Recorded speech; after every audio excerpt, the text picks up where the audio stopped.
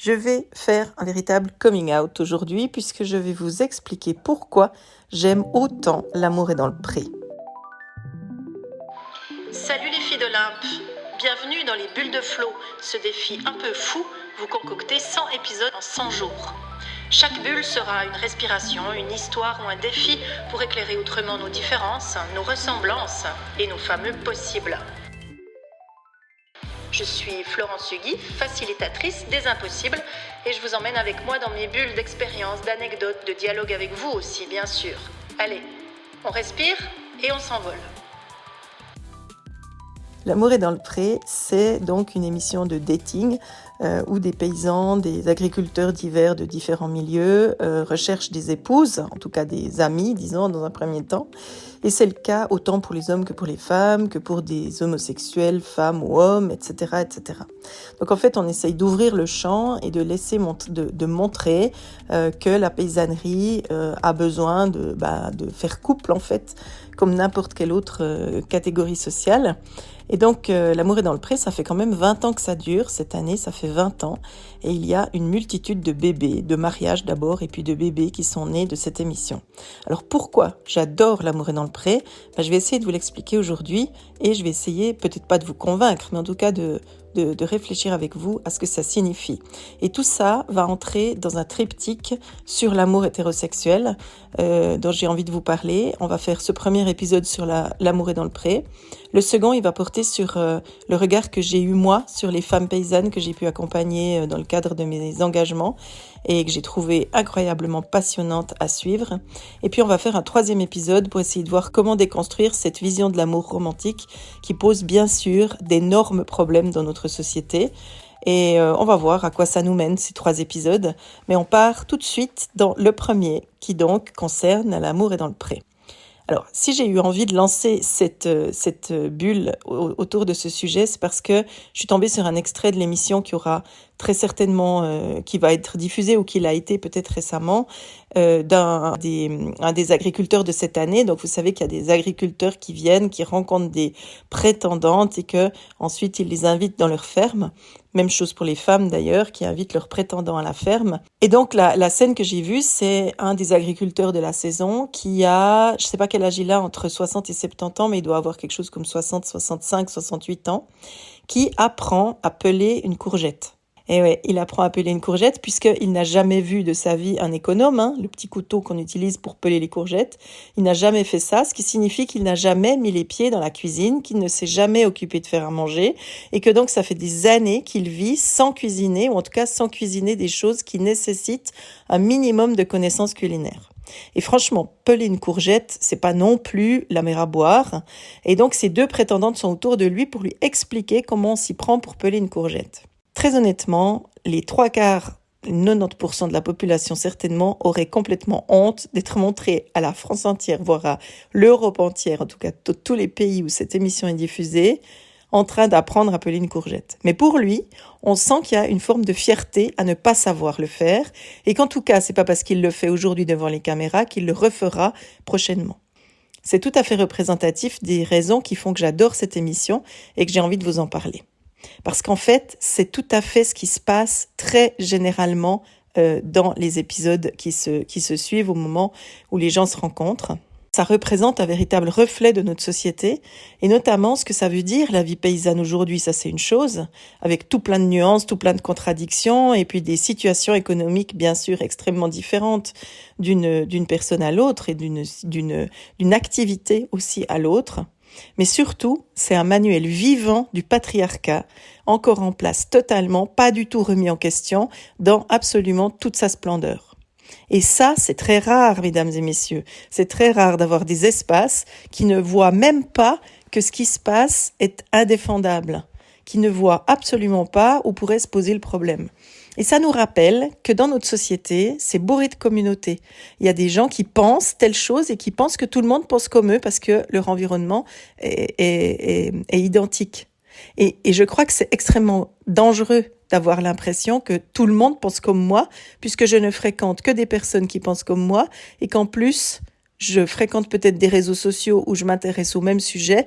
Et donc, une fois de plus, on le sait, les algorithmes renforcent cette impression-là.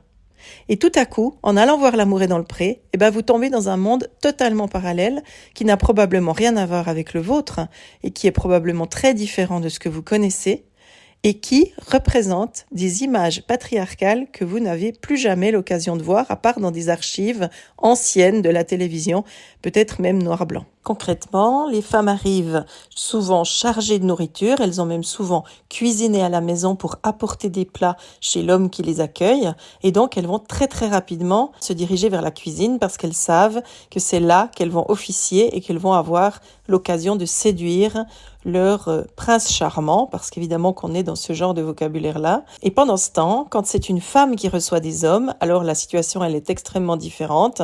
Souvent, elles ont un peu intégré que ce serait bien de ne pas avoir tout de suite le ragoût qui mijote, donc elles sont plutôt dans un accueil assez spartiate. Mais surtout, elles vont très vite mettre les hommes au travail. Donc d'un côté, les hommes vont mettre les femmes au travail à la cuisine, et de l'autre côté, les femmes vont mettre leurs prétendants au travail, au champ, ou dans la nature, ou à l'endroit où se situe leur activité professionnelle. Et donc ça va donner quoi ? Ça va donner plein de critiques, parce que le fait que les hommes mettent les femmes à la cuisine, ça a l'air de déranger personne. Si on suit ce qui se passe sur les réseaux sociaux en marge des émissions, ça pose pas de problème aux gens, tout le monde a l'air de trouver ça normal, en tout cas les personnes qui suivent ce genre d'émissions. Et alors que les femmes qui mettent leurs hommes au travail, ou leurs hommes potentiels au travail, alors elles sont extrêmement critiquées, parce que ça ne se fait pas.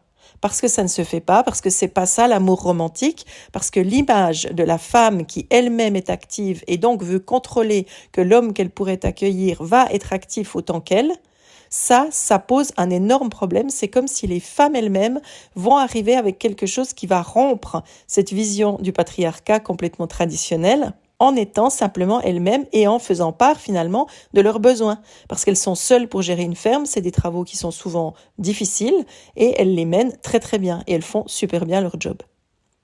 Alors là, évidemment, je suis dans une généralité. Il y a quelques cas qui vont différer de ce modèle-là, mais globalement, c'est à ça qu'on assiste dans L'amour est dans le pré et c'est à peu près systématique. Vous allez me dire, c'est hyper arriéré, c'est patriarcal, c'est tout ce que vous voulez. Oui, très certainement. Mais c'est quand même bien de se souvenir que ça existe aussi en 2025 et qu'il y a aussi d'autres mondes, d'autres règles, d'autres évidences qui peuvent cohabiter dans notre monde actuel. Et c'est exactement pour ça que j'aime beaucoup L'amour est dans le pré, parce que ça me fait souvent prendre conscience du chemin à parcourir dans un monde dans lequel il n'y a aucun militantisme, il n'y a aucune prise de conscience de ce genre. Parce que, en fait, derrière ces scènes qui ont l'air mignonnes ou alors pas mignonnes du tout, parce que si on y va avec un regard féministe, évidemment qu'on a envie d'hurler à chaque minute. Mais si on y va avec un regard un peu plus méta, un regard qui se met un peu en dessus et qui observe en fait ce qui est en train de se passer, c'est quand même extrêmement instructif, extrêmement important de le voir. C'est aussi ça, un miroir grossissant de notre société et de la situation dans laquelle nous sommes encore aujourd'hui. Et puis bien sûr, sans surprise, il y a aussi le revers de la médaille, puisque tout ce petit monde a besoin de se séduire dans des codes extrêmement connus et extrêmement éculés. Il y a évidemment le revers qui consiste à avoir quelquefois des couples dans lesquels la violence s'installe, des divorces problématiques, et puis dans un cas d'il y a 2 ans, une histoire d'abus de faiblesse qui a, je pense, extrêmement mal tourné et dont la production ne s'est pas trop vantée et essaye de ne plus en parler du tout. Mais il y a évidemment des cas qui peuvent être problématiques parce que tous ces codes de l'amour hétérosexuel patriarcal, ils charrient aussi leur représentation de problèmes sociaux et de problèmes de couples conjugaux qui sont extrêmement bien connus et évidemment extrêmement bien documentés. L'amour est dans le pré n'échappe pas à cette réalité de la violence dans les couples, de la violence conjugale, mais pour autant, il nous permet de voir minute après minute, avec évidemment du montage, je suis pas dupe de ça, mais quand même, il nous permet de voir comment se construit une histoire d'amour selon les normes qu'on a intégrées et qui, dans ce monde-là, ne sont pas du tout remises en question. Voir aujourd'hui, en 2025, un homme qui n'a pas honte de ne pas savoir peler une courgette, pour ça, il faut regarder L'amour est dans le pré. Je m'arrête là pour aujourd'hui. Je pourrais vous en dire beaucoup plus sur cette émission. Je vais plutôt continuer demain le triptyque avec le regard sur les femmes et sur les femmes paysannes et ce qui se passe aussi quand elles arrivent dans une ferme, quand elles intègrent non seulement un nouveau couple, souvent une famille et surtout une belle famille. Tout ça, on en parle demain. Je vous remercie de m'avoir écouté jusqu'au bout et je vous dis à bientôt. Si vous acceptez de rester, parce que je suis consciente que ce sujet a un peu dû vous agacer.